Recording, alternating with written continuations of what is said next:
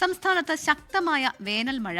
മലപ്പുറം എടവണ്ണപ്പാറയിൽ 62കാരി മിന്നലേറ്റ് മരിച്ചു. കോഴിക്കോട് കൂളിമാട് കളൻതോട് റോഡ് കനത്ത മഴയിൽ ഒലിച്ചുപോയി. മാവൂർ, ചാത്തമംഗലം, പെരുമണ്ണ പഞ്ചായത്തുകളിൽ വ്യാപക കൃഷിനാശമുണ്ടായി. ഉരുൾപൊട്ടൽ നാശം വിതച്ച വിലങ്ങാട് മേഖലയിലും കനത്ത മഴയാണ് പെയ്യുന്നത്.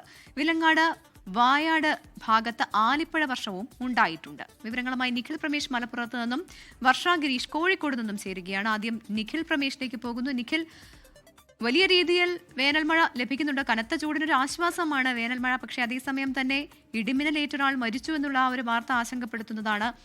എന്തൊക്കെയാണ് വിവരങ്ങൾ?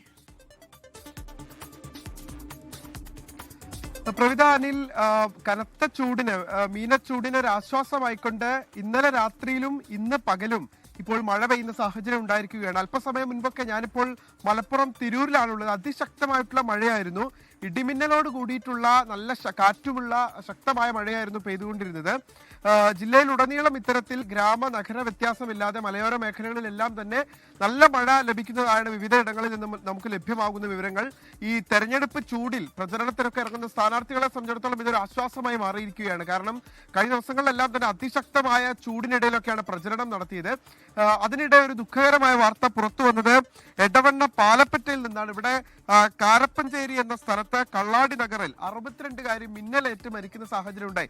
ശക്തമായ ഇടിമിന്നലും അതോടൊപ്പം തന്നെ കാറ്റുമൊക്കെയാണ് അല്പസമയം മുൻപുണ്ടായിരുന്നത്. ഇതിലാണ് 62കാരിക്ക് മിന്നലേൽക്കുന്ന സാഹചര്യം ഉണ്ടായത്. എന്തായാലും ഇപ്പോൾ നേരിയൊരു ശമനം മഴയ്ക്കുണ്ട്. ഇത് ഒരുപക്ഷെ ഇന്ന് വൈകുന്നേരവും രാത്രിയിലൊക്കെ തുടർന്നേക്കാം. നിഖിൽ, ശബ്ദത്തിൽ ഒരു ചെറിയ പ്രശ്നമുണ്ട്, അതുകൊണ്ട് ഇടപെടുകയാണ്. ഇപ്പോൾ വർഷ കൂടി ചേരുന്നുണ്ട്. വർഷ, ഈ കോഴിക്കോട് റോഡ് ഒലിച്ചു പോയതായി കാണുന്നു. ഒപ്പം തന്നെ പലയിടത്തും വ്യാപക കൃഷിനാശവും ഒക്കെ തന്നെ റിപ്പോർട്ട് ചെയ്യുന്നുണ്ട്. എന്തായാലും ആശങ്കപ്പെടേണ്ട സാഹചര്യമുണ്ടോ, ഇല്ലെങ്കിൽ വലിയ രീതിയിൽ ആളുകൾക്ക് അപായമൊന്നുമില്ല എന്നുള്ളത് തന്നെ അവിടെ ഒരു ആശ്വാസമുള്ള കാര്യമാണ്.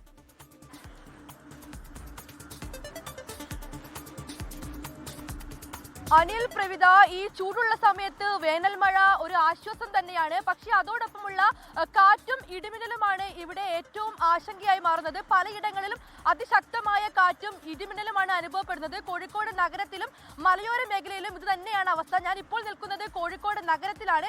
ഇവിടെ അല്പം മുമ്പാണ് മഴയ്ക്കൊരു ശമനം ഉണ്ടായത്. അതേസമയം കാറ്റും ഇടിമിന്നലും അതിശക്തമായി തന്നെ തുടരുന്നുണ്ട്. മലയോര മേഖലയായ നാദാപുരം, കുറ്റ്യാടി, വിലങ്ങാട് ഉൾപ്പെടെയുള്ള ഇടങ്ങളിലും ശക്തമായ മഴ തുടരുകയാണ്. മാവൂർ ഭാഗങ്ങളിൽ മഴ അതിശക്തമാണെന്നുള്ളതാണ് ലഭിക്കുന്ന വിവരം. മാവൂരിൽ ഒരു വീട് ഈ കാറ്റിൽ ഭാഗികമായി തകർന്നിട്ടുണ്ട്. കൃഷ്ണൻ നായർ എന്ന ആളുടെ വീടാണ് തകർന്നത്. ഓടിട്ട വീടായിരുന്നു. വീട്ടിൽ നിന്നും ആളുകൾ ഇറങ്ങി ഓടിയതിനാലാണ് വലിയ അപകടം ഒഴിവായത്. അതോടൊപ്പം തന്നെ മാവൂരിലെ കളൻതോട്, കൂളിമാട് കളൻതോട് റോഡ് നിർമ്മാണം നടക്കുന്ന റോഡാണ്. ആ റോഡ് ഈ മഴയിൽ ഒലിച്ചുപോയി എന്നുള്ള വിവരമാണ് പുറത്തു വരുന്നത്. മാവൂരിലെ പലയിടങ്ങളിലും വിവിധ പഞ്ചായത്തുകളിലെല്ലാം തന്നെ വലിയ രീതിയിൽ കൃഷിനാശം ഉണ്ടായിട്ടുണ്ട്.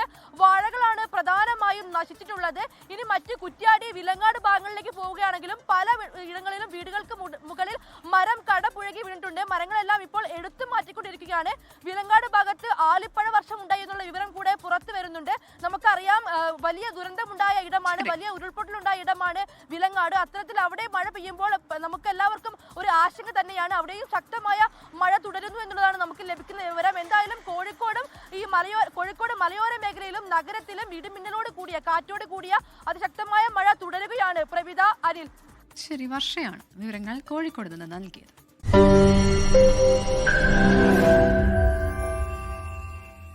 ലോകത്തെവിടെയായാലും ഏത് സമയത്തും 24 വാർത്തകളും ഓഗ്മെന്റഡ് റിയാലിറ്റി പാക്കേജുകളും എക്സ്പ്ലെയിനറുകളും വിശദമായി കാണാൻ ഞങ്ങളുടെ യൂട്യൂബ് ചാനൽ നിങ്ങൾക്ക് സബ്സ്ക്രൈബ് ചെയ്യാം.